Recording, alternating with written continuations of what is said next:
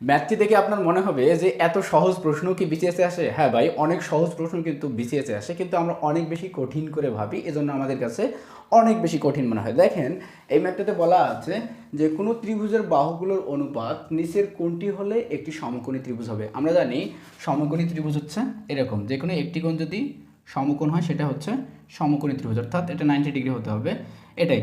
আর এই দুটি কী হবে? সূক্ষ্মকোণ হবে। অর্থাৎ এখান থেকে আমরা জানি এটা যদি অতিভুজ হয়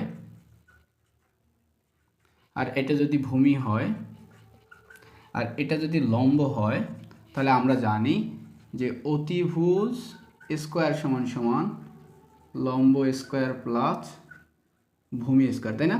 এটা আমরা আগে থেকে জানি না। এখন আমরা অ্যান্সার টেস্ট করবো এরকম ম্যাথ দেখার সঙ্গে সঙ্গে। দেখেন এখানে ডি নাম্বারে বলা আছে ক্ষুদ্রতম সংখ্যা দুটিকে স্কোয়ার করে সমষ্টি করব, তারপর বৃহত্তম সংখ্যাকে স্কোয়ার করে মিলাবো। কীভাবে?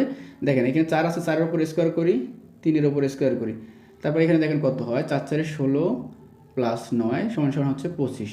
অর্থাৎ 6কে স্কোয়ার করলে 36 হয়, 25 হয় না, তাহলে এটা অ্যান্সার না। আমাদের মিলাইতে হবে কি, এই দুটো স্কোয়ারের সমষ্টি হচ্ছে অতিভুজ স্কোয়ারের সমান। তারপর দেখি আমরা বি নাম্বারটা দেখি। এখানে ক্ষুদ্রতম সংখ্যা কোন দুটি? 3 আর 4, তাহলে 3-এর উপর স্কোয়ার প্লাস 4-এর উপর স্কোয়ার, তাহলে কত হয়? 3 3 9, 4 4 16, 5-এর উপর স্কোয়ার করলে কত হয়? 25, অর্থাৎ 5-এর উপর স্কোয়ার, তাহলে 25 মিলে যাচ্ছে। দেখেন 16 আর 9 25 আর 25 সমান সমান হয়ে গেল। অর্থাৎ আমাদের অ্যান্সার হচ্ছে এই বি নাম্বার।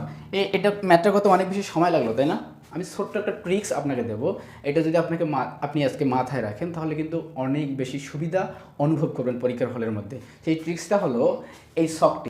এখানে এক বাহু দেওয়া আছে, অপর বাহু দেওয়া আছে, অতিভুজ দেওয়া আছে। এখানে এক বাহু মানে এটা লম্ব হতে পারে, ভূমিও হতে পারে, এটাও লম্ব ভূমি হতে পারে, কিন্তু এটা হলো ফিক্সড, অর্থাৎ এটা সবসময় অতিভুজ হবে। অর্থাৎ একটি বাহুর দৈর্ঘ্য যদি 3 দেওয়া থাকে, অপর বাহু যদি 4 দেওয়া থাকে, তাহলে অতিভুজ হবে 5।